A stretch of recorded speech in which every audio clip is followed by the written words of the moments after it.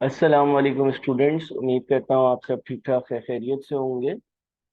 अच्छा, ये मैं एक शॉर्ट सी वीडियो उन बच्चों के लिए बना रहा हूँ कि जिन्होंने अभी अभी अपने पीआरसी के एग्ज़ाम जो हैं वो ख़त्म किए हैं और अपनी कैफ की जर्नी स्टार्ट करने जा रहे हैं। यानी कि ये उन बच्चों के लिए है जो अब ग्रुप ए के पेपर्स देने जा रहे होंगे। देखिए, जब बच्चे ग्रुप ए में आते हैं और पीआरसी कर कर आते हैं तो उनका पहला सवाल ये होता है कि सर हम पीआरसी के बाद ग्रुप ए के कौन से सब्जेक्ट्स पिक करें, कौन से पेपर्स हमें देने चाहिए और क्या पेपर कॉम्बिनेशन होना चाहिए और क्या हम चारों ग्रुप ए के पेपर्स पिक कर लें या नहीं। अब देखें, स्पेसिफिकली ये वीडियो सितंबर 2023 के स्टूडेंट्स के लिए है। और अगर हम एज ऑफ नाउ अभी का सिनेरियो देखते हैं तो आज 17 मार्च है, विच मीन्स कि आपके पास 6 महीने का टाइम है। और 6 महीने का टाइम जो है वो मोर देन सफिशिएंट है टू कवर ग्रुप ए के सारे सब्जेक्ट्स। अच्छा, इस सेशन में एक चीज़ जो आपने कंसिडर करनी है वो ये है कि रमज़ान भी है, फिर आपके पास दो ईदें भी हैं और फिर मुहर्रम भी है। तो एक जनरल गाइडेंस के लिए, स्पेसिफिक केस के लिए आप मुझे मैसेज कर सकते हैं, व्हाट्सएप इनबॉक्स कर सकते हैं, लेकिन एक जनरल गाइडेंस मेरी तरफ से ये होगी कि देखें आप अपने चार पेपर्स पिक करें। आपके सामने स्क्रीन पर स्प्रिंग 2023 का आईकेप का एग्जाम शेड्यूल आ रहा है, एग्जाम प्रोग्राम आ रहा है। अमूमन यही एग्जाम प्रोग्राम जो है वो आगे भी फॉलो होगा, यानी कि ऑटम 2023 का होगा। और अगर आप चार पेपर्स पिक करते हैं तो आपका एक पेपर जो है वो ट्यूसडे वाले दिन होगा। उसके बाद आपको जो है वो एक दिन का गैप मिलेगा, फिर आपके पास थर्सडे वाले दिन कॉस्टिंग का पेपर होगा। बिजनेस लॉ का जो पेपर है उसका सिलेबस कोई खास ज़्यादा नहीं है। अगर बिजनेस लॉ के सिलेबस की बात करी जाए तो आप अराउंड 50 to 70 आवर्स में इस कोर्स को ख़त्म कर सकते हो, और फिर जाहिर सी बात है इसको याद ज़रूर करना होगा, लेकिन 50 to 70 आवर्स की क्लासरूम टीचिंग में ये कोर्स आराम से कवर हो जाता है। कॉस्टिंग का जो कोर्स है, अगर हम इसको कंपेयर करें, पहले जो कॉस्टिंग होता था, पहले जो कैफ का एक मॉडल होता था जिसमें कॉस्टिंग जो है वो कैफ 3 नहीं होता था बल्कि वो कैफ 8 होता था। तो उससे अगर हम कंपैरिजन करें तो कॉस्टिंग का कोर्स जो है वो बहुत ही ज़्यादा कम है। दूसरी चीज़ ये है कि क्योंकि ये कंप्यूटेशनल पेपर है तो आप ट्यूसडे को जब पेपर देकर आएंगे सुबह तो आपके पास ट्यूसडे और फिर उसके बाद पूरा वेडनेसडे अवेलेबल होगा। आप आराम से कॉस्टिंग के पेपर में अच्छी रिवीजन, अच्छी चीज़ें कवर कर सकते हैं। और इसमें कुछ टॉपिक्स हैं जो बड़े इंपॉर्टेंट है जिनको मैं अभी आप लोगों के साथ शेयर भी करूंगा, या एक कॉस्टिंग की स्पेसिफिकली अलग वीडियो बनाऊंगा, उसमें आप लोगों को बताऊंगा। तो कॉस्टिंग का पेपर बहुत ज़्यादा डुएबल है प्रोवाइडेड कि बच्चा मेहनती हो, और आराम से हो सकता है। इसके बाद आप लोगों के पास फ्राइडे ऑफ होगा। सैटरडे वाले दिन आपका टैक्स का पेपर होगा। हाँ, मानता हूँ कि ये एक थोड़ा सा आपको चैलेंज देगा, इसलिए क्योंकि टैक्स आप पहली बार पढ़ रहे होगे। लेकिन जाहिर सी बात है कि बिजनेस लॉ और कॉस्टिंग अगर आराम से निकलेगा तो जाहिर है कि एक चैलेंज तो आपने उठाना है, और वो आपके पास टैक्स के पेपर में आ रहा होगा। बिजनेस लॉ को मैं इतना बड़ा चैलेंज इसलिए नहीं करूंगा क्योंकि अगर आप पिछली स्कीम से कवर करें तो पिछली स्कीम में बच्चे बिजनेस एंड कंपनी लॉ दोनों कंबाइंड एक सिंगल पेपर में देते थे। अगर मैं कॉस्ट एंड मैनेजमेंट अकाउंटिंग की बात करूं, उसको मैं इतना बड़ा चैलेंज इसलिए अब नहीं कहूंगा क्योंकि पहले बच्चे कॉस्ट एंड मैनेजमेंट अकाउंटिंग का सिलेबस प्लस एमएफए के 4-5 मेजर टॉपिक्स सारे मिलाकर एक पेपर दिया करते थे। तो इफेक्टिवली तो यहाँ पर आपके पास पेपर्स की डिस्ट्रीब्यूशन हो गई है, पेपर डिवाइड हो गए और बर्डन आधा हो गया। तो मेरे हिसाब से बिजनेस लॉ और कॉस्ट एंड मैनेजमेंट अकाउंटिंग का पेपर जो है ना वो दो पेपर्स नहीं है बल्कि वो 1.5 पेपर्स हैं। हाँ, टैक्स का पेपर जो है, क्योंकि आप अपनी जिंदगी में मोस्ट लाइकली टैक्स पहली बार पढ़ रहे होगे, इस पेपर में आपको मेहनत करनी पड़ेगी। लेकिन अगेन फायदा ये है कि टैक्स के पेपर में आपके पास आधा पेपर न्यूमेरिकल होता है और आधा पेपर आपके पास जो होता है वो थियोरेटिकल होता है। तो उससे फायदा ये होगा कि आप जो है वो आराम से अपना रिवीजन कवर कर सकोगे।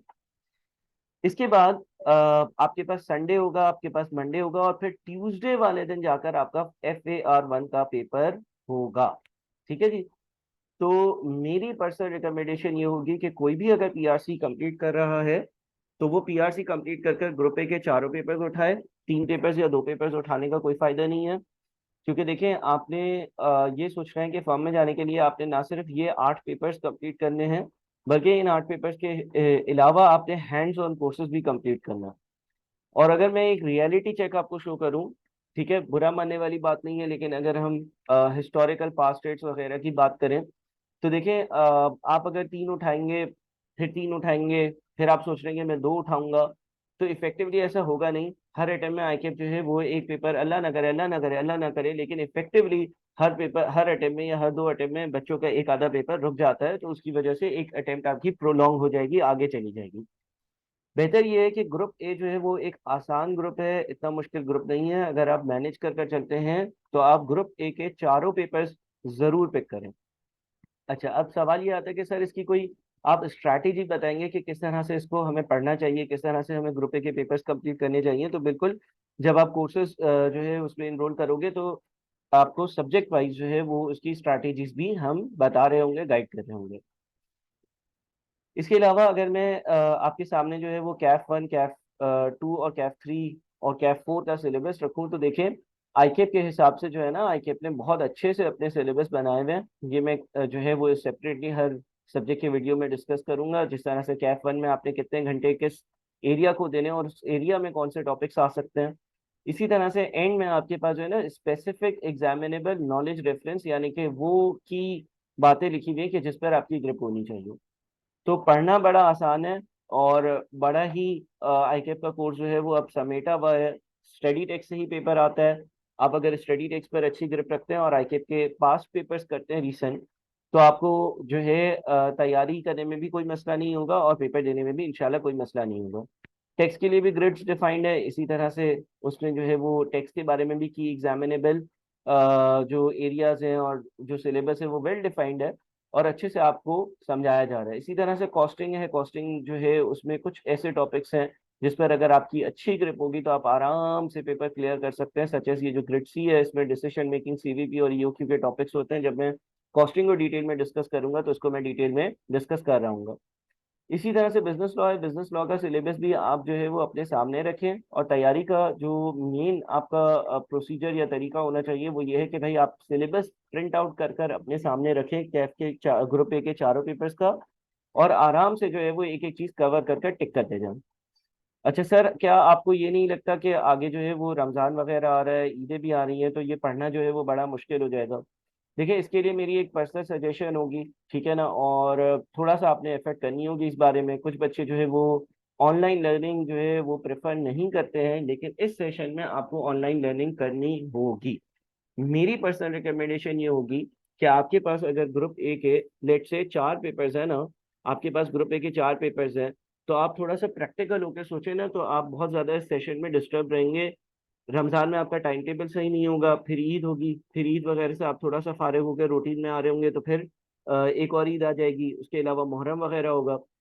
मेरी पर्सनल सजेशन ये होगी कि देखिए, आप टेक्स्ट का जो पेपर है ना, टेक्स्ट का जो पेपर है वो लाइव ले लें, या आप जो है वो ऑन कैंपस उसकी क्लासेस ले लें अगर आप ऑन कैंपस प्रेफर करते हैं। लेकिन इसके अलावा फॉर एग्जाम्पल लेट से कैफ 3 है, कैफ 3 का पेपर है या कैफ 1 का पेपर है, जो कि एक कंप्यूटेशनल पेपर है, आप इसके प्री रिकॉर्डेड लेक्चर्स पिक करें। आप इसकी लाइव क्लासेस भी पिक ना करें, बल्कि प्री रिकॉर्डेड लेक्चर्स पिक करें। आजकल आपके पास प्री रिकॉर्डेड लेक्चर्स की फैसिलिटी मौजूद है, इंस्टीट्यूट जो है वो आपको पोर्टल प्रोवाइड करते हैं। कुछ बच्चों को पढ़ने में मैं अगेन कहूंगा कि मुश्किल होगी, लेकिन आपने एडजस्ट करना होगा अगर आपने सक्सेसफुली ग्रुप ए पहली अटेम्प्ट में इंशाल्लाह इंशाल्लाह इंशाल्लाह क्लियर करना है। रमजान में आपके पास कुछ टाइम टेबल अगर प्रैक्टिकली देखें तो इस तरह का होगा कि आपके पास जो है वो मोस्ट लाइकली रात को 3 4 5 घंटे होंगे। आप डेली अगर 5 घंटे 4 घंटे लगाते हैं और लेट से कैफ 1 में अगर एज्यूम कर लो कि 12 13 टॉपिक्स हैं, और इसी तरह से कैफ 3 में 15 टॉपिक्स हैं, तो आप जो है वो डेली 4 या 5 घंटे एक टॉपिक के लेक्चर्स के लिए लगाते हैं, तो आप विद इन रमजान कैफ 1 और 3 का सिलेबस आराम से कवर कर सकते हैं। साथ में आप टेक्स्ट की लाइव क्लासेस या ऑन कैंपस क्लासेस लेते रहें। शुरू में जो है वो इंस्टीट्यूट्स भी कम क्लासेस लगाते हैं, टीचर्स भी जो है वो जनरली इतना ज़्यादा आप पे बर्डन नहीं देंगे। रमज़ान भी होगा, ये सारी चीज़ें भी होंगी। और लॉ का जो पेपर है, जो कि आपका एक लॉ का पेपर बच जाएगा, टैक्स कॉस्टिंग और FAR 1 तो ऊपर मैंने डिस्कस कर लिया।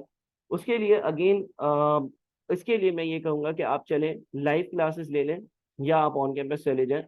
अब इसकी सर रीज़न क्या है? देखिए, आपके पास कैफ 1 और कैफ 3 जो है ना, ये दोनों कंप्यूटेशनल पेपर है। अगर आप रिकॉर्डेड लेक्चर्स में भी इसको कवर करते हैं ना, तो आपका बहुत ज़्यादा टाइम बचेगा, नंबर 1। नंबर 2, जब कोई कंप्यूटेशनल लेक्चर आप जो है वो रिकॉर्डेड फॉर्म में देखते हो ना, तो आप जो है वो सोते नहीं हो, नींद नहीं आती है, या आप जो है वो बैक एंड पर वर्किंग्स देख रहे होते हो, कैलकुलेटर आपका चल रहा होता है, आपका दिमाग एक्टिव होता है, तो इतना ज़्यादा मसला नहीं होता।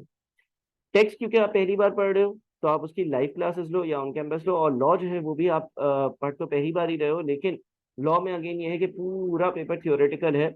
आप कवर कर सकते हो प्री रिकॉर्डेड लेक्चर से, लेकिन अगर आप कोई ऐसे बच्चे हो कि जिसको रिकॉर्डेड लेक्चर्स में मजा नहीं आता तो फिर वो लाइव क्लासेस लाजमी कवर करें। पास आने के लिए कुछ सीधे सीधे से उसूल है।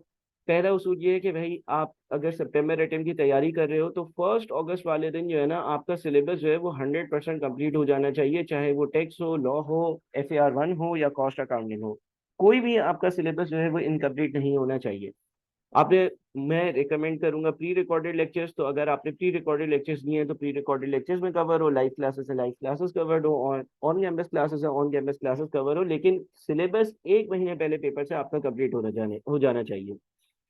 दूसरा, पास पेपर्स देखो, पास पेपर्स बहुत ज्यादा जरूरी हैं। अगर लेट से आप पिछली 15 अटेम्प्ट के आईकेप के पास पेपर्स यानी कि 100 मार्क्स के हिसाब से 1500 मार्क्स अच्छे से कवर कर लेते हो, अच्छे से कवर कर लेते हो, तो जो 16वीं अटेम्प्ट आएगी यानी कि जो आपकी अटेम्प्ट होगी 100 मार्क्स वाली जो अभी आएगी, उसमें 50 मार्क्स लेना कोई बड़ी बात नहीं है, कोई मुश्किल बात नहीं है।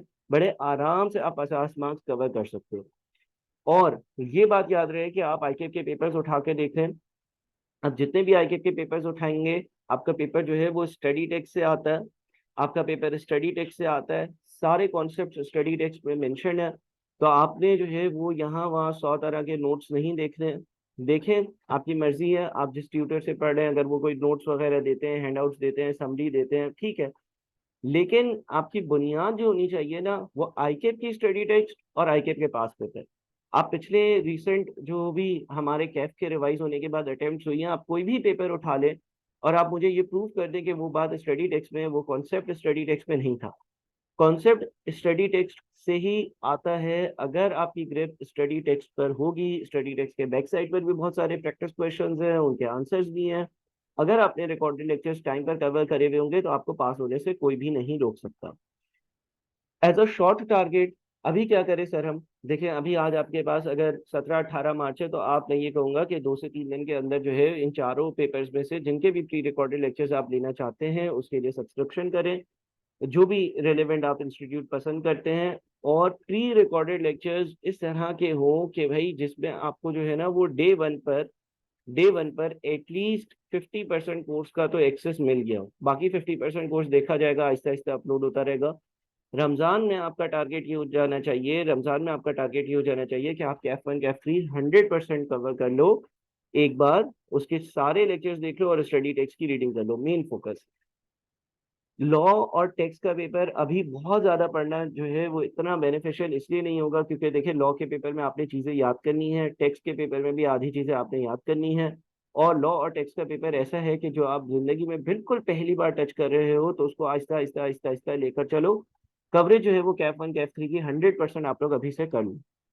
ठीक है, फिर रमजान जब खत्म होगा तो आपको पता होगा कि भाई आप अगर आधा घंटा भी कैफ 1 को और आधा घंटा कैफ 3 को एक दिन में देते हो और 5 दिन देते हो तो वो मोर देन सफिशिएंट होगा। आपने सिर्फ और सिर्फ रजिस्टर देखना होगा या आपने कोई एक सवाल रिवाइज कर लिया किसी एक टॉपिक का, उसकी शेड्यूलिंग में भी मैं आपको हेल्प कर दूंगा। और आपका मेन फोकस फिर टेक्स्ट और लॉ को याद करना होगा और टेक्स्ट और लॉ के पास पेपर्स की प्रैक्टिस करना होगा।